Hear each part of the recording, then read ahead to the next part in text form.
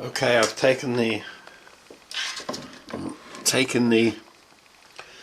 this display unit. I call it the VA unit because it will display volts in amps, and if I can open it, I don't want to show how I made the box. It was quite simple on a laser cutter, but that's what's inside the box. It's a cheapy video camera, like a webcam, using the standard USB plug. The 5 volts that comes in from the USB to power the camera, I've also got power in a tiny LED here, which well, I say tiny, is a fairly powerful LED really, but it's limited to 1 milliamp, so it's just a very small light. Now the screen, which is the digital volt and amps meter, you can see the V and A is actually printed on the front screen, is not illuminated, so that's the reason for the small LED. It's so I can get an actual the camera will pick up the V and A. Being sealed in a side of a wooden box, I can control the amount of lighting that's falling on the screen. So all I want to do now is to put the power connections in the end here. So my next stage is like an afterthought. No, it's not an afterthought, but it's just a development of the idea. Is to put the terminals in and cover these larger holes where the cables go in and out, but in a way that I can remove the cables at any time. So I've drawn up some covers to go on these holes, and I'll cut, at the same time I just well cut the holes for the terminal blocks. So that will be my next step. As you can see here, I've removed the screen assembly from the box. So what I'm going to demonstrate now is how to modify a box that's already made. To modify this box, other than drilling it by hand, I would have to remove this bottom panel, or destroy the bottom panel to remove it without damaging anything else, make a new panel, glue it in. So what I'm going to show is how I get around that. The banana sockets I'm actually going to fit to this end of the box need a diameter to fit of 7.99, well 8 millimeters. So really some strange things. Normally if you drill a 8 millimeter hole for instance, it will be a very tight fit, whereas laser cutting, it actually what can I say, cuts, well, the beam is 0.2 millimeter wide, so you can actually cut into the hole by 0.1 millimeter, so it could end up slightly loose. So I'm going to just do a quick test. If I zoom in,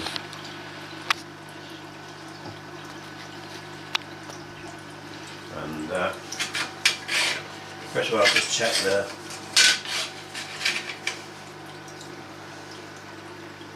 height here.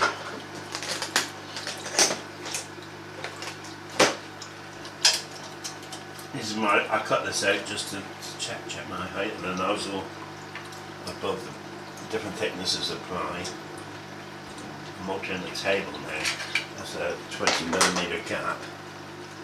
So I can actually turn it. What you can see there is the LED light, which I can turn off. And if I can zoom in now,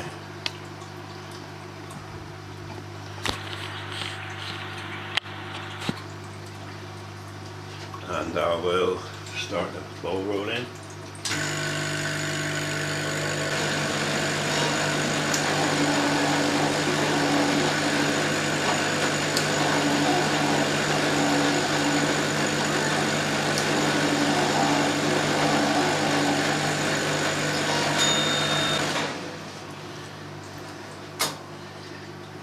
So we got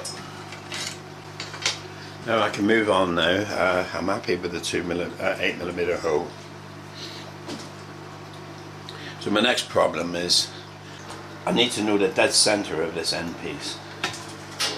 So that is number one priority. So how I do that? Number one, we need to a piece of cornflakes packet. It's fine.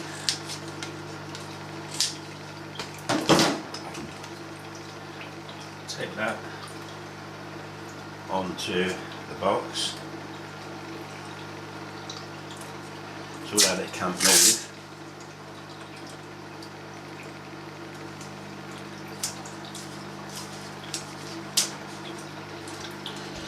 Okay, so I'm gonna need to discover the center.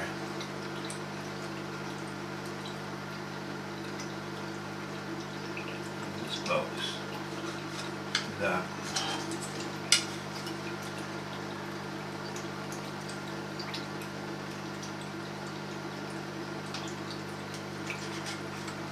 I've got my center reference now. Is it the? I'll explain in a minute, but the LED isn't particularly accurate. Now, how do we mount this to cut it? Luckily, I've got a table that I can alter the level of, or the depth of, for cutting. So if I zoom out again, what I'm going to actually do now is find a means of setting this up vertically, and because I've got a cable coming out the bottom, I'm having to support this at whatever angle it's happy with. Now I want to hold it there somehow. And to do that, I'm going to put some weight, and when I cut through this, I don't want the laser beam to go in and damage any internal component. So I'm going to block the laser beam once it's gone through here with another piece of ply. So I can pop that in there. Now I want some weight to hold this entire contraption down. I've just looked through the box, I found a chain link remover. And I'm poking out, I can actually, oh, a bit of luck, I can, oh,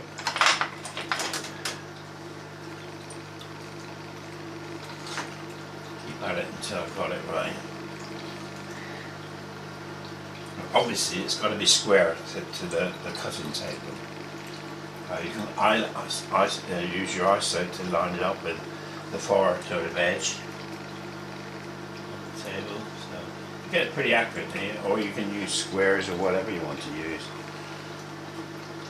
But I'm pretty happy with that. So now I've got to get that down out the way. So how I do that is it's a very low here on the table, so it is going down, believe it or not.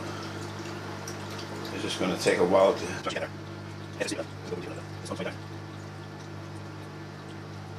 Okay, at this point he's almost down to the bottom, and I think I might have enough clearance here. So I've got it loaded in the laptop. I need to get the laser beam exactly over the cross on top of the box, so, and a 20mm gap. So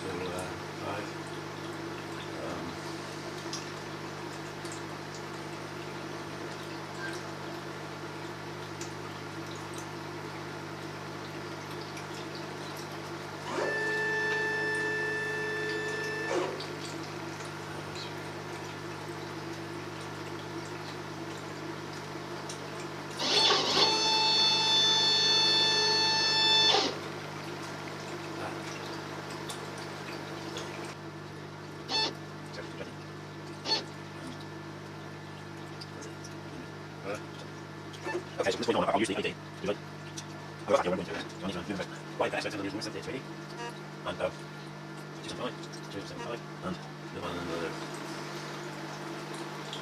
225, 225. Okay, that's fairly close. So I'll turn off the LED now. Now I've got to rely on the real laser beam itself. Okay, for this test I'm going to actually use a very low laser beam setting, so I'm going to go to say 10% from 50. 10%. Okay, now what I want to do is just blip the throttle. Just I'm going to do a test burn now.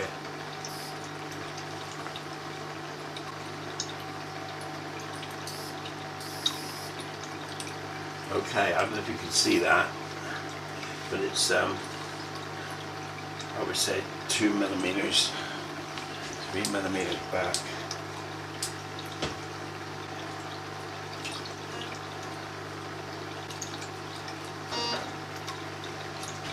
I'll do another test.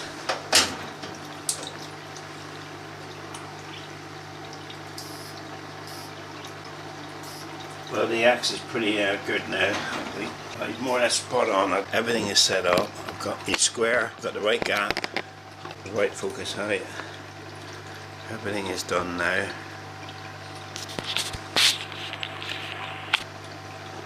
All ready for cutting.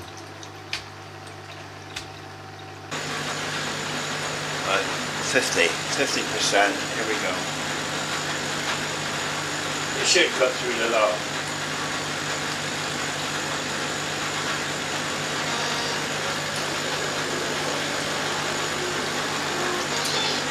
Yeah, it's cutting through the lot.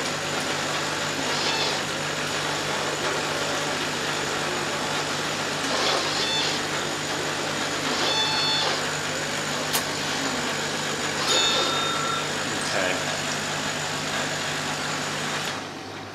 Right, and that's how it worked. There we go. Bye. Zoom out.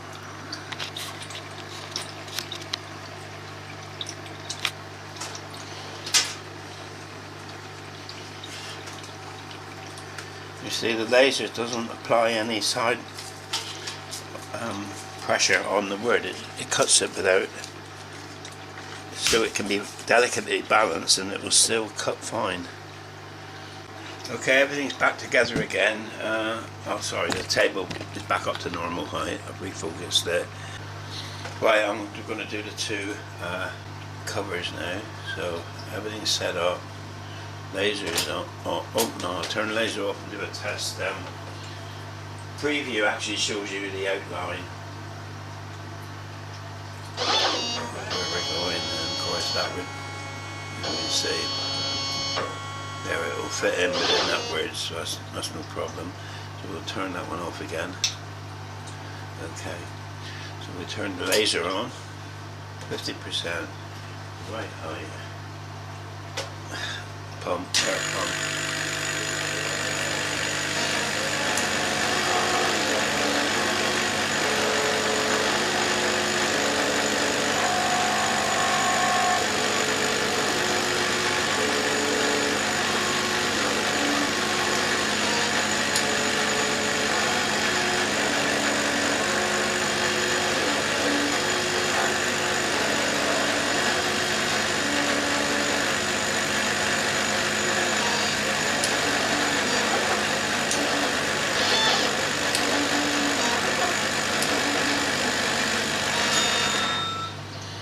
Go.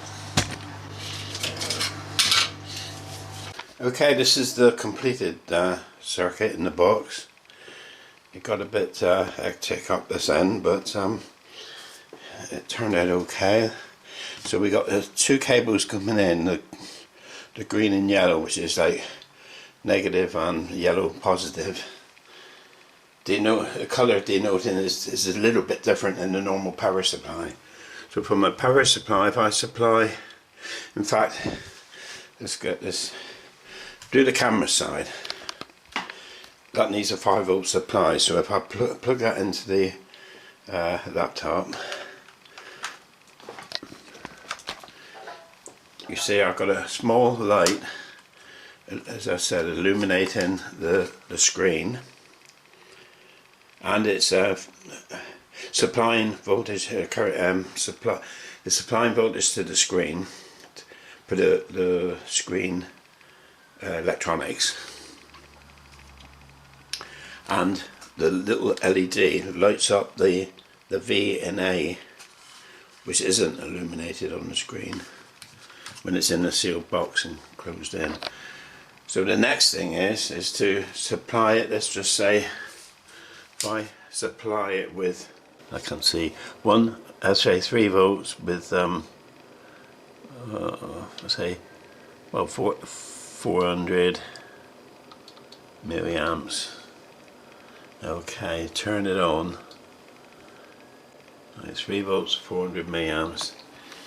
Now what I'll do is,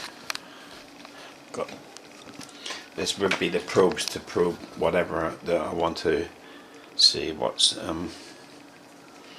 power something's taken, current something's taken. So I'm just going to short out my leads now, and yes, it's working fine. It's dropping down. Likewise on my PSU here, shorting it now. No, I'm not. Shorting it now. There. 5 volts, 400 milliamp. And on this one it was, well, it's only to 1 decimal place, so 0 volts. 0.38. My power supply showing 400 milliamp. This meter showing 380 milliamp. So yeah, fine. Everything's working fine. So now we just put the cover back on. Too much problem. There we are. That's the unit. I've actually got to test it in anger, but that's it. Completed. So it will rest underneath there. So that will be the supply coming from the PSU to the box, and from the box I'll have whatever leads I can put on whatever leads I need. And this is how it looks on the screen in OBS Studio.